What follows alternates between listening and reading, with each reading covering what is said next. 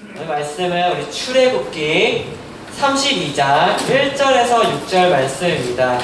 출애굽기 32장 1절에서 6절 말씀입니다. 출애굽기 32장 1절에서 6절 말씀입니다. 한 절 한 절 교독하도록 하겠습니다. 출애굽기 32장 1절에서 6절. 백성이 모세가 산에서 내려오미 더딤을 보고 모여 백성이 아론에게 이르러 말하되 일어나라 우리를 위하여 우리를 인도할 신을 만들라. 이 모세 곧 우리를 애굽 땅에서 인도하여 낸 사람은 어찌 되었는지 알지 못함이니라.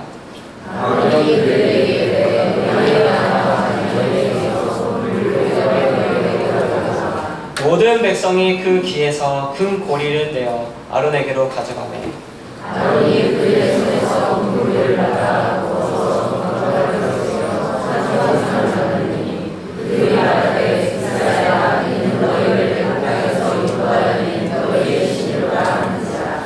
아론이 보고 그 앞에 제단을 쌓고 이에 아론이 공포하여 이르되 내일은 여호와의 절이니라 하니 이스라엘들이 지금이나 번제를 드리며 번제를 드리고 백성이 앉아서 먹고 마시며 일어나서 뛰어오라. 아멘. 불확실한 미래를 살아갈 때라는 제목을 가지고 이정환 담임 목사님 나오실 때 많은 은혜 받으시기 바라겠습니다.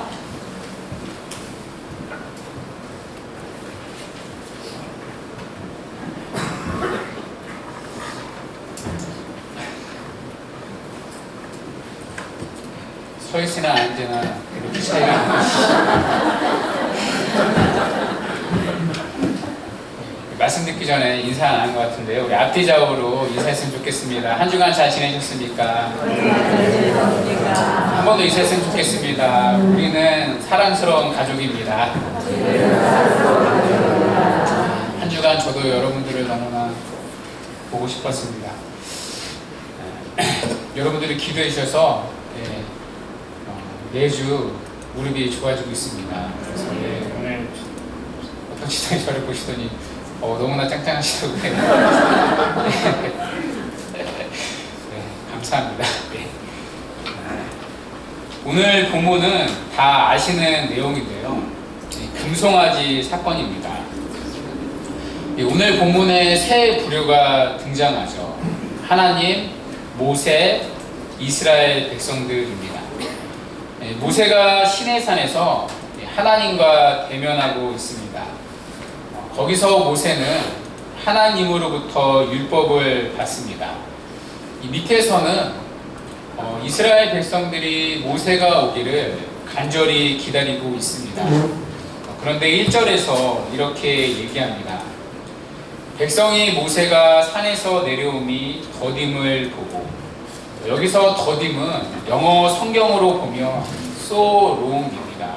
매우 오랫동안. 그들을 인도했던 모세가 눈에 보이지 않았습니다.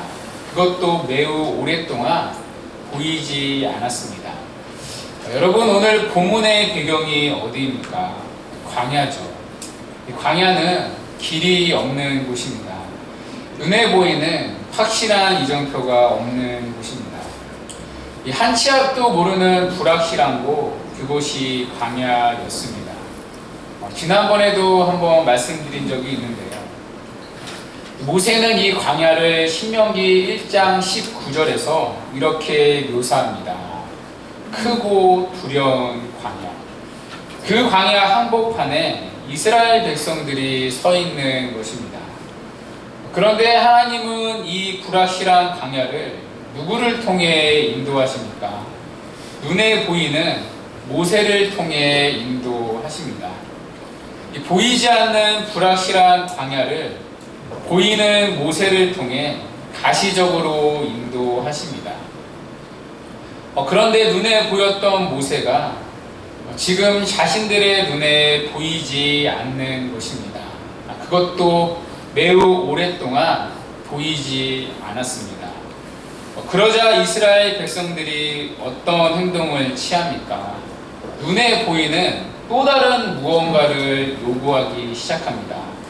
그것이 바로 금송아지 형상입니다. 눈에 보이는 또 다른 가시적인 형상을 만드는 것입니다. 2절에 보면 아론이 이스라엘 백성들에게 명령합니다. 몸에 지닌 모든 금고리를 다 빼와서 자신에게 가져오라고 명령합니다. 그것을 가지고 금송아지 형상을 만듭니다. 그리고 그것을 가리켜서 이것이 이집트에서 너희를 인도해낸 하나님이라고 얘기합니다. 심지어 6절에서는 그 금송아지를 향해 하나님께 하듯 제사를 지냅니다. 6절 끝에서 이렇게 말씀합니다. 백성이 앉아서 먹고 마시며 일어나서 뛰놀더라. 여기서 뛰놀더라는 단어는요, 원어로 보면 제의적 단어입니다. 우상을 섬길 때 하는 행동, 쉽게 말해서 금송아지를 향해 예배하는 장면입니다. 그렇다면 왜 이스라엘 백성들은 하필 금송아지 형상을 만들었습니까? 왜 이스라엘 백성은 광야에서 다른 형상이 아닌 금송아지 형상을 만들었습니까? 여러분, 그 이유가 무엇이죠? 이스라엘 백성들이 광야에 있기 전에 있던 곳은 우리가 잘 알다시피 애굽이었습니다. 애굽은 많은 신들을 섬겼던 곳이었죠. 우상 숭배로 가득한 곳이 애굽이었습니다. 그런데 그들은 많은 신들을 반드시 형상화해서 섬겼다고 합니다. 그곳에 이스라엘 백성들도 400년이라는 오랜 세월을 함께 살았습니다. 그렇다면 이스라엘 백성들 역시 애굽의 영향을 받지 않았겠습니까? 그래서 지금 이스라엘 백성들은 형상을 만든 것입니다. 그렇다면 왜 하필 금송아지 형상입니까? 이집트가 만들었던 신들의 모든 형상에는 의미가 담겨 있었다고 합니다. 예를 들면 매나 독수리 모양으로 형상화한 신이 있었는데요. 그 신을 호르스 신이라고 불렀습니다. 그 신의 의미는 만물을 통치하는 신이었습니다. 또 하나 예를 들면 이 몸은 사람의 몸인데 머리는 자칼의 모양으로 형상화한 신이 있었습니다.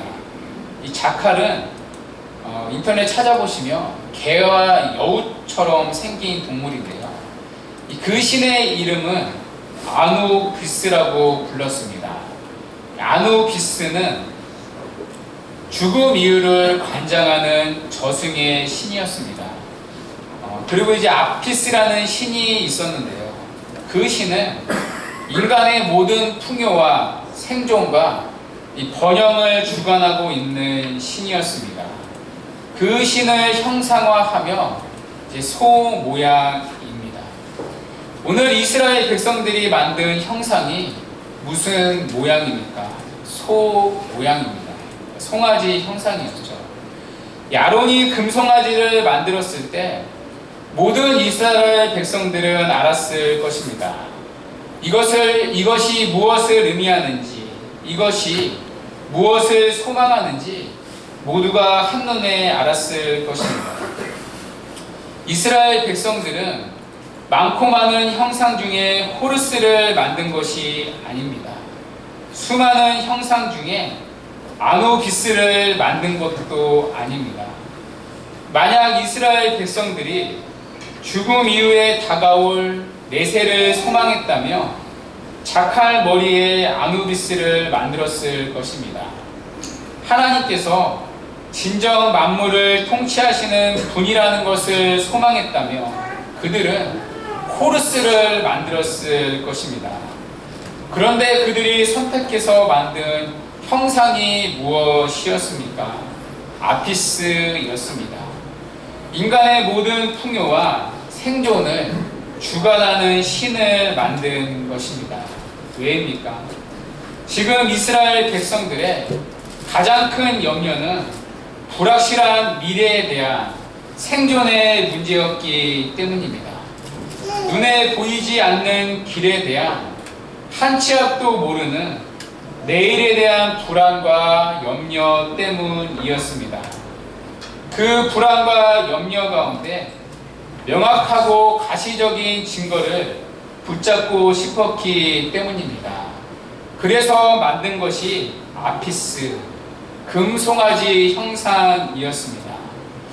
여러분, 그런데 그것 아십니까? 이 광야의 이스라엘 백성들 가운데 우리의 모습이 보인다는 것입니다. 여러분, 우리가 그래도 어느 정도 신앙생활에 연륜이 있지 않습니까?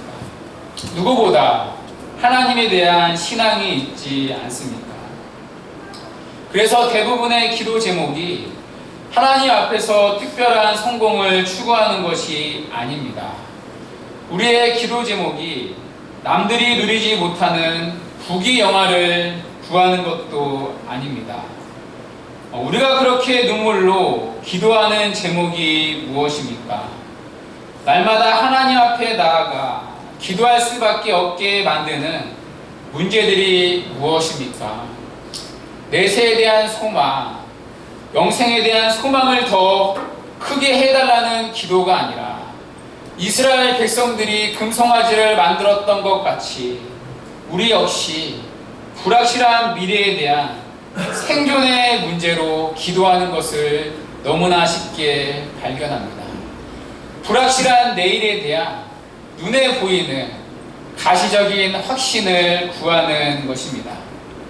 이것이 금송아지를 만들었던 이스라엘 백성들의 신앙의 실력이었고 신약을 사는 우리의 신앙의 비참한 현실이라는 것입니다. 여러분, 지금 이스라엘 백성들의 고통이 현재의 고통입니까? 아니면 미래의 고통입니까? 엄밀하게 말하면 미래의 고통입니다. 현실은 아직 굶주리고 있지 않기 때문입니다. 그런데 모세가 눈앞에서 사라지니까 당장 불확실한 내일이 불안하기 시작합니다. 이러다가 우리가 굶어 죽는 것 아닌가? 이러다가 다른 민족에게 멸망당하는 것 아닌가? 이러다가 우리가 내일 당장 길을 잃어버리는 것은 아닌가? 이러다가 우리가 꽃도 못 피워보고 광야에서 사라지는 것은 아닌가? 현실의 문제보다 불확실한 미래의 문제입니다. 여러분, 우리가 엄밀히 말하면 우리가 힘든 것이 현실의 문제입니까? 아니면 불확실한 미래의 문제입니까? 그래도 아직은 살만한 것 아닙니까? 그래도 아직은 그럭저럭 견딜만 합니다. 그런데 문제는 내일 아닙니까? 내 뜻대로 안 되는 자녀들 아직까지는 괜찮습니다. 그런데 저 아이가 나중에 사회에서 정말 괜찮은 사람으로 살 수는 있을까? 우리 부모님의 건강 아직까지는 괜찮습니다. 그런데 조금만 지나면 손 쓸 수 없이 악화되는 것은 아닐까? 지금까지 남편의 직장이 그래도 버틸만 합니다. 그러나 나중에 퇴직하고 나서는 어떻게 살아가야 할까? 여러분, 이것이 우리의 현실적인 기도 제목 아닙니까? 우리의 기도의 대부분은 부활의 능력과 영생의 소망을 구하는 것이 아니라 예수 그리스도의 사랑의 깊이와 넓이를 구하는 것이 아니라 대부분이 내일 일에 대한 염려입니다. 이것을 신약의 용어로 표현하면 무엇입니까? 지지난주에 살펴본 것처럼 너희는 내일 일을 염려하지 말라. 신약을 사는 우리 역시 문제는 내일입니다. 무엇을 알 수 있습니까?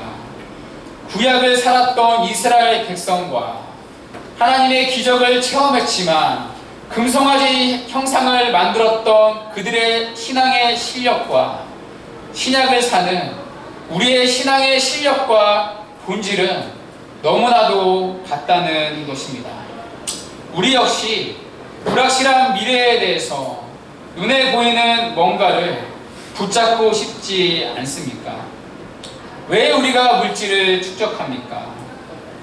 왜 우리가 인맥을 쌓아가고 왜 우리가 자녀들에게 공부를 강요합니까? 그 이면에는 불확실한 미래를 대비하기 위한 자신의 유익을 취하기 위한 방편 아닙니까? 물론 그런 것이 나쁜 것이 아닙니다.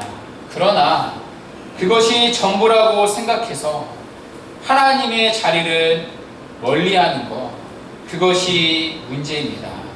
그것이 힘이라고 생각해서 하나님을 조금씩 밀어내는 것, 그것이 문제라는 것입니다. 금송아지 형상을 만든 그들의 모습이 사실은 우리의 모습이라는 것입니다. 불확실한 생존의 문제 속에서 염려하며 근심하는 우리의 모습이 생존을 주관하는 금송아지 형상을 만든 이스라엘 백성과 결코 다르지 않다는 것입니다. 우리가 그렇게 내일의 염려 속에서 때로는 하나님을 불신하고 하나님의 입지를 멀리하고 있지는 않습니까? 어떻게든 하나님 말고 하나님을 부르면서 가시적인 무언가를 끊임없이 붙잡고 싶어 하지는 않습니까? 그런 이스라엘 백성들을 향해서 하나님은 뭐라고 하십니까? 출애굽기 20장 2절에서 하나님은 자신을 이렇게 계시하십니다. 모세에게 시내산에서 율법을 주시기 전에 자신은 이렇게 소개하십니다. 나는 너를 애굽 땅 종 되었던 집에서 인도하여 내 너희 하나님 여호와라. 여러분 무슨 얘기입니까? 우리의 기도 제목은, 우리의 실력은 대부분이 내일에 초점이 있습니다.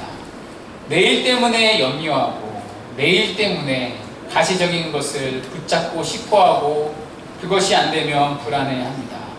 그런데 여러분, 하나님의 초점은 어디에 있습니까?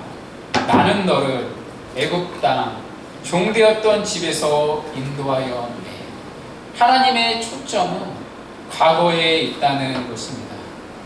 과거에 너를 인도했던 그 하나님의 신실하심을 기억하라는 것입니다. 아무것도 없던 너희를 10가지 재앙을 통해서 애굽에서 인도해내 하나님의 그 구원을 기억하라는 것입니다. 홍해를 마르땅같이 건너게 하셨던, 결코 길이 보이지 않던 바다에서 길을 내셨던 그 하나님의 전능하심을 기억하라는 것입니다. 여러분, 우리가 사는 이곳이 광야 아닙니까? 한 치 앞도 모르는 불확실한 광야입니다. 그런데요, 여러분, 우리가 예수를 믿고 나서 지금까지 여러분 알면서 걸어왔습니까? 여러분 과거를 돌아보십시오. 우리의 계획대로, 우리의 생각대로 그렇게 걸어온 걸음들이 아니지 않습니까? 하나님께서 당신의 주권적인 섭리로 최고의 타이밍에 최고의 선을 베풀어 오시지 않으셨습니까? 때로는 광야의 길 가운데 돌에 걸려 넘어질 때도 있었지만 영원히 엎드려진 적은 없지 않았습니까? 과거에 하나님께서 지금까지 어떻게 우리를 인도하셨는지 우리는 다 알지 않습니까? 우리가 길을 계획했어도 그 걸음 한 걸음 한 걸음을 신실하게 인도하신 분은 여호와 하나님 아니셨습니까?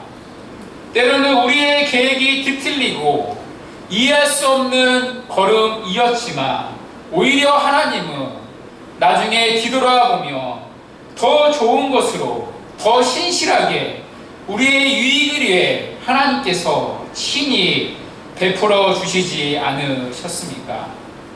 그래서 하나님이 우리를 향해 이렇게 말씀하십니다.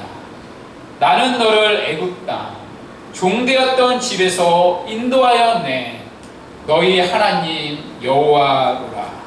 그러므로 내일 또한 우리를 인도하시고 최선의 때 최고의 선을 베푸신다는 것을 확신하며 하나님을 믿으며 살라는 것입니다. 그래서 오늘 본문의 구절을 보면요, 이 주목해야 할 구절이 있는데요, 우리가 읽은 본문이 32장이고요 그 위에 있는 31장 18절에 보시면 이 중요한 구절이 있습니다. 이 금송아지 사건 바로 위에 나오는 18절 말씀인데요, 우리 18절 다 같이 읽도록 하겠습니다. 시작.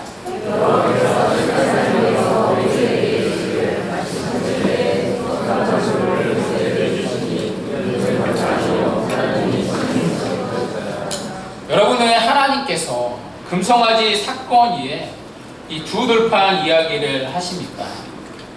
이스라엘 백성들은 이집트에서 이 람세스 2세라는 파라오의 통치를 경험했습니다.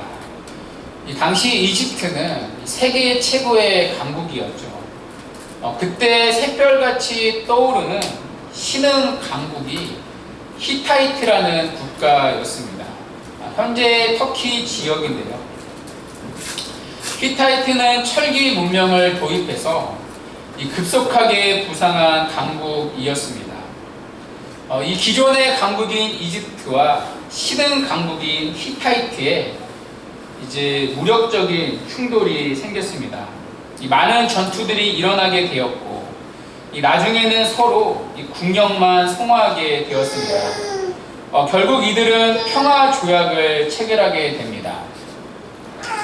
이집트 람세스 2세와 히타이트 하투실리스 3세가 이 평화 조약을 체결합니다. 이것이 역사상 최초로 등장하는 이집트 히타이트 평화 조약입니다.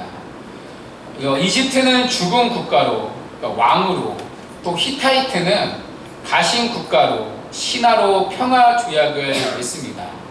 내용은 간단한데요, 서로 이제 전쟁하지 말자는 겁니다.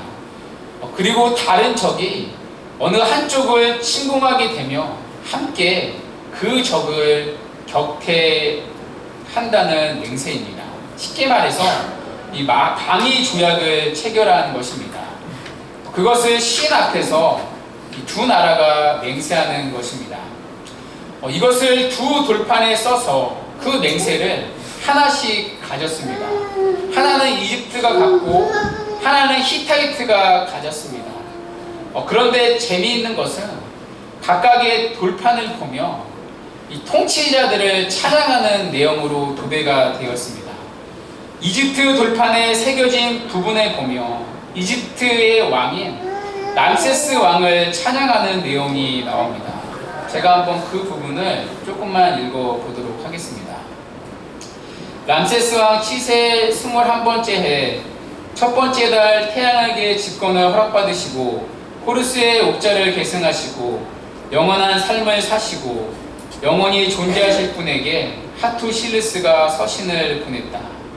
이집트 람세스 왕에 대한 찬양으로 돌판은 도배가 되어 있습니다. 이것을 두 돌판에 써서 하나씩 갖는 것입니다. 왜 하나님이 하필이며 두 돌판을 친히 기록해서 모세에게 주셨습니까? 그 당시에 이러한 역사적인 문맥이 있다는 것입니다. 그런데 람세스는 자신의 치적을 과도하게 표현했습니다. 자기 자신이 누구인지, 자기 자신이 얼마나 높은 사람인지 그것을 알리는 것에 관심이 있었습니다. 그런데 하나님은 두 돌판을 새기시면서 자신을 자랑하지 않습니다. 자신이 위대하시고 영원히 존재하시고 만물을 통치하시는 왕이라고 그 돌판에 자신을 소개하지 않습니다. 여러분, 그 돌판에 시작되는 것이 어떻게 시작됩니까? 어떻게 하나님은 그 돌판을 자신을 소개하십니까? 나는 너희를 애굽 땅 종 되었던 집에서 인도하여 내 너희 하나님 여호와로라. 여러분, 무엇이 반복됩니까? 나는 너희를 너희 하나님 여호와로라. 너희만 2번 반복되고 있습니다. 하나님께서는 람세스처럼 자신이 얼마나 높으신지를 알리는 것에 관심이 없다는 것입니다. 자신이 누구시며 자신이 얼마나 위대하신 분인지를 알리는 것에 관심이 없다는 것입니다. 하나님의 관심은 내가 아니라 너희라는 것입니다. 내가 누구인지가 아니라 너희를 사랑한다는 절절한 사랑의 고백이라는 것입니다. 나는 내 자신보다 네가 더 소중하다는 절절한 사랑의 고백이 이 2 돌판에 새겨진 하나님을 소개한 그 의미라는 것입니다. 내가 내 이름을 걸고 너를 지키고 보호하겠다는 확신에 찬 약속의 고백이었습니다.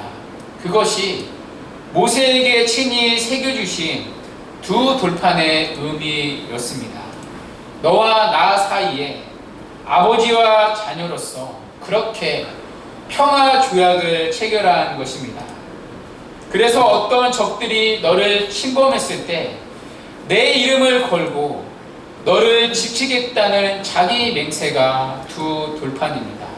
반드시 과거에 인도한 것처럼 지금도 내일도 영원히 우리를 책임지고 신실하게 인도하시겠다는 것입니다. 그러므로 두려워하지 말라는 것입니다. 그러므로 우리들 속에 아피스를 만들지 말라는 것입니다. 왜냐하면 하나님이 우리를 친히 인도하시기 때문입니다. 이것을 신약의 용어로 표현하면 무엇입니까? 지지난주에 설교한 것처럼 내일 일을 염려하지 말라. 내일 일은 내일이 염려할 것이요. 그러므로 너희는 먼저 하나님의 나라와 의를 구하라. 그리하며 모든 것을 너희에게 더하시리라. 여러분, 우리의 삶은 어떻습니까?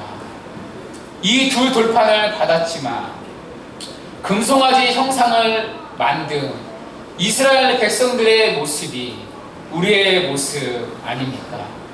여전히 십계명 속에서 약속하신 우리를 애굽 땅 종되었던 집에서 인도해내신 구원의 하나님을 믿지만 끊임없이 내일에 대한 불안 때문에 이 아피스를 만든 그 구약의 백성들의 모습이 오늘 우리의 모습 아닙니까?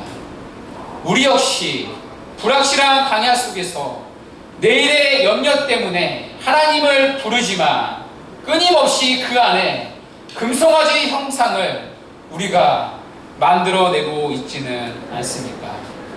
그러므로 여러분, 우리에게 필요한 것이 무엇입니까?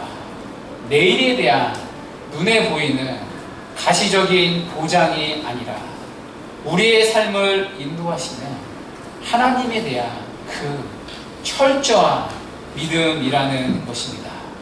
그 확신 속에 모든 짐들을 내려놓고 그 확신 속에 하나님을 바라보며 오늘 밤도 편안히 자는 것입니다.